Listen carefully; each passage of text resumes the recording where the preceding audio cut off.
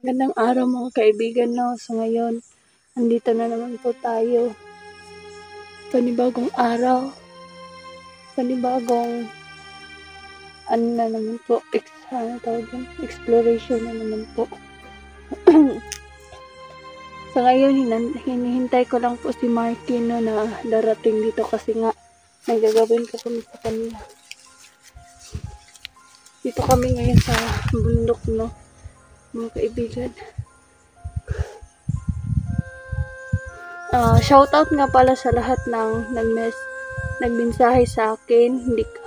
Maraming salamat po. Hindi ko man kayo ma-replyan lahat kasi nga ang layo talaga kasi doon sa bahay ko wala talagang signal kaya kailangan ko pang maglakad para magkaroon ng signal.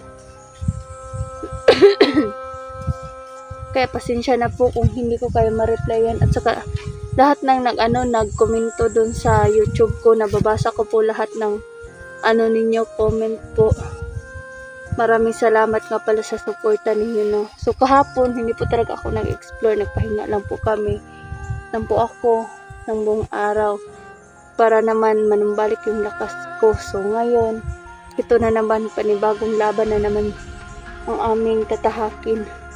Kasama ko pa rin po si Martin, no. Hinihintay ko na lang siya dito kasi malayo-layo din yung niya eh. Galing pa siya dun sa kanila. Mga 4 na oras mahigit yung bago makarating dito sa amin. Kaya yun. Siguro parating na yun, no. Tapos ang putik pa ng daanan dito. Kaya ganito.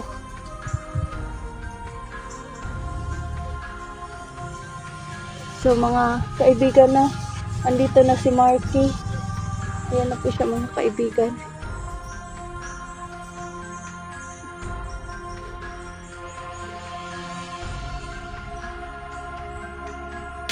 So mga kaibigan, no, andito na, kasama ko na si Marky. Ayan. Kaibigan.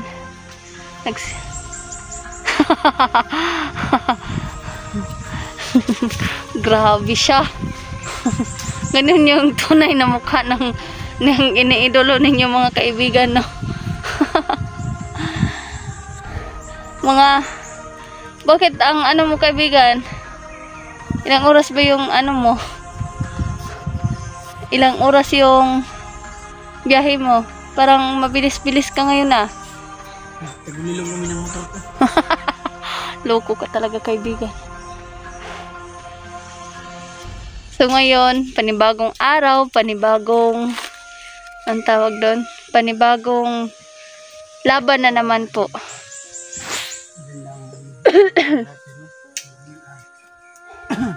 Huli kami ng kaibigan sa paglis sa mga kadiliman.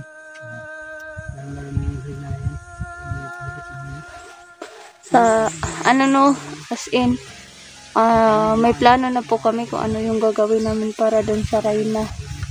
Kaso lang hindi pwedeng padalos-dalos, no. Kailangan dahan-dahan hanggang sa unti-unti maubos yung tauhan ng Rayna hanggang siya na naman yung tirahin namin, no. So ganyan, hindi padalos-dalos kasi mapahamak tayo kapag padalos-dalos tayo. So naglingon-lingon ako mga kaibigan, na baka may biglang susulpot, pero nararamdaman ko wala naman. Sa ngayon ang tahimik po ng buong paligid, na tanging kami lang yung maingay dito. Sakit ng ko. At yung iba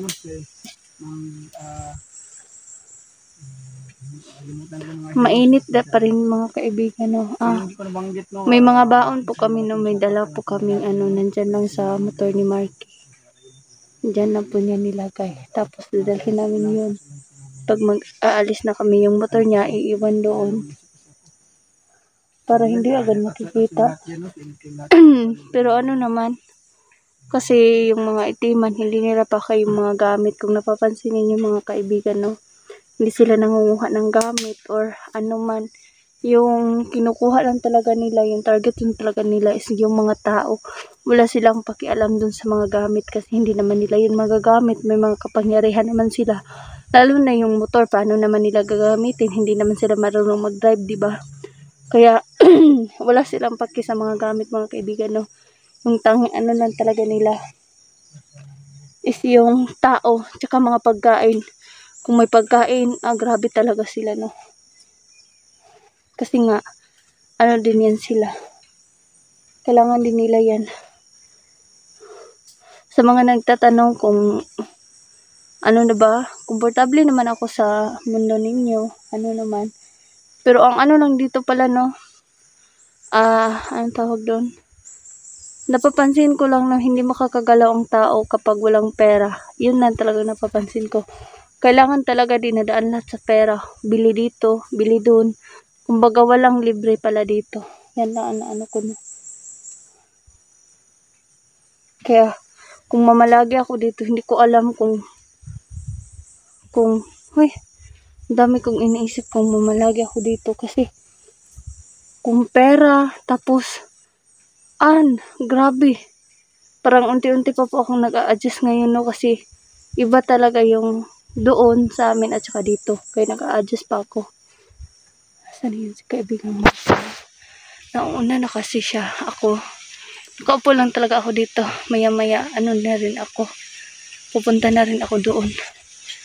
Kasi, kung napapansin niyo mga kaibigan, no, ayan. Nasa ilalim kami ng kakao. Teka lang.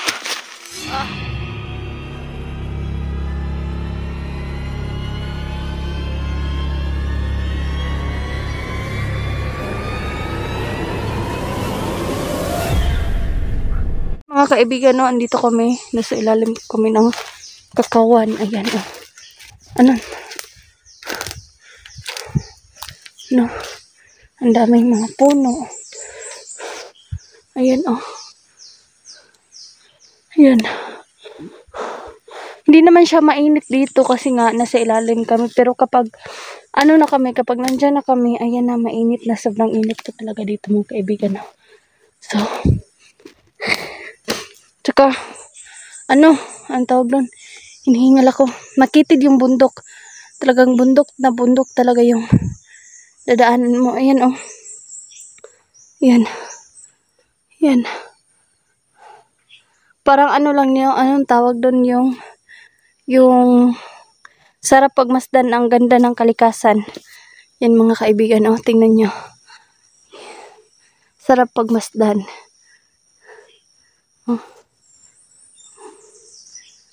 Oh, sarap. Sarap makita, no? Sarap pagmasdan yung ganda ng kalikasan kung hindi, lalo na kapag hindi pa nagagalaw o hindi pa nasisira, hindi pa napuputol yung mga kahoy, ganito, yun, ito, ganyan pa, ang sarap pagmasdan, no? Pero kapag kung nasira ng kalikasan, na talaga. So, hinihingal ako mga kaibigan, kung napapansin ninyo. Kasi nga, napakakitid ng bundok. Tingnan niyo, oh.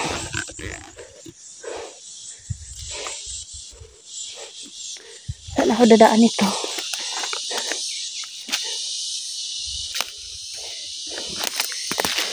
Yeah! Aray ko!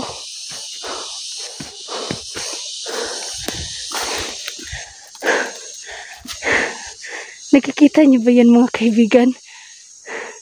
Nagiging, So, dito muna ako mga kaibigan, no? Aray ko!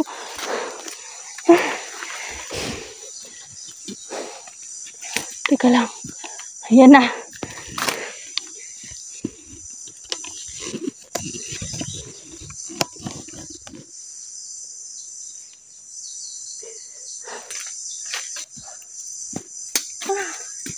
Kay ganda. Kay gandang pagmasdan yung kalikasan mga kaibigan, no? Ayan, oh. Hala ka. Nahulog pa.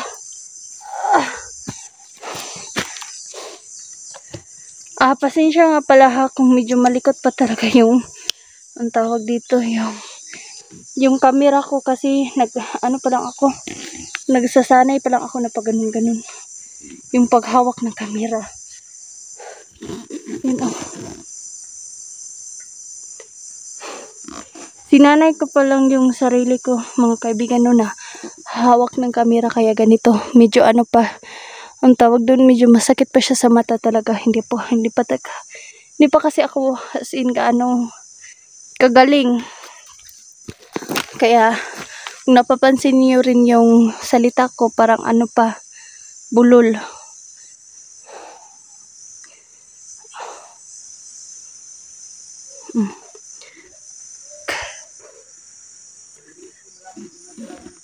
Oh. Ano ba to? Ganyan. Ang daming no. Ang daming lumilipad-lipad na ano. Anong tawag doon? Hey! Sikit sa tainga. May papasok bigla sa mata mo yung maanghang. As in yung insekto na napakaliit, yung lumilipad, tas biglang papasok sa mata, tas ang anghang talaga, grabe. Yung sugat ko butin, gumaling siya na. Unti na siyang gumaling, mga kaibigan na. Maraming salamat nga pala sa mga sumuporta. Again, pabalik-balik talaga akong napapasalamat sa mga sumuporta sa akin, no. Tsaka sa mga tumulong na din po sa akin. Maraming salamat po sa mga binigay ninyong tulong sa akin, no. At napakalaking tulong po yan sa akin kasi binibilog ko po yan ng pangangailangan ko sa araw-araw. Yan na. Saan kaya si kaibigang Marky? Ewan ko anong ginagawa doon. Ano daw siya may ginagawa daw siyang trap. Nagbuhat siya og trap para sa kalaban. Kaya ganda talaga ng paligid, no? Lalo na kapag hindi pa naabuso. Kaya dapat ingatan natin yung kapaligiran natin, yung kalikasan. Kasi nga, masusunod pa yun ng mga anak, may mga ibang henerasyon pang susunod sa atin. Tapos gagamitin tong kalikasan, paano nila isirang-sira na yung kalikasan, no? Grabe na. Kaya isa din yan sa problema namin, yung tuluyang pagkasira ng kalikasan. Kasi nga as tagabantay kami, hirap talaga pag masira na yung kalikasan. May naramdaman mo doon. Ano yung naramdaman mo doon, kaibigan? Ito. Ba yung pagkaramdam mo doon? Dito lang hangin ko doon. Nakasumangin sa taas. Yun ba, kaibigan? Ako dito, kaibigan. Nakaupo lang ako dito, kaibigan. Tingnan mo yung tinik, kaibigan. Oh. Ayan. Hawakan daw. Ikaw daw mga kaibigan. Niloloko mo ata ako ngayon, kaibigan, ah. Kaya ko naman itong hawakan, kaibigan. Yung? Tinik. Oo. Hindi man grabe talaga yung tinik. Kaibigan. Magpaplano tayo, kaibigan, para di tayo magkaan. Ano yung planohin natin, kaibigan? Kailangan. Hindi natin papaalam. Kasi pag may nakaon yung camera natin, malalaman kaya na nga, mga kalabang na nanonood, no? lagi tayo off-cam kapag magplano tayo. So mga idol, may plano kami ni kaibigan, mga idol, no? Para mabilis namin sila matulogis, mga idol. So di namin papakita, mga idol, no? Alam niyo naman na nanonood yung mga kalaban natin, baka maano pa kami, no? Malaman nila yung plano namin at maunahan pa kami. So yun. So abangan niyo yung susunod na video natin, mga idol, no?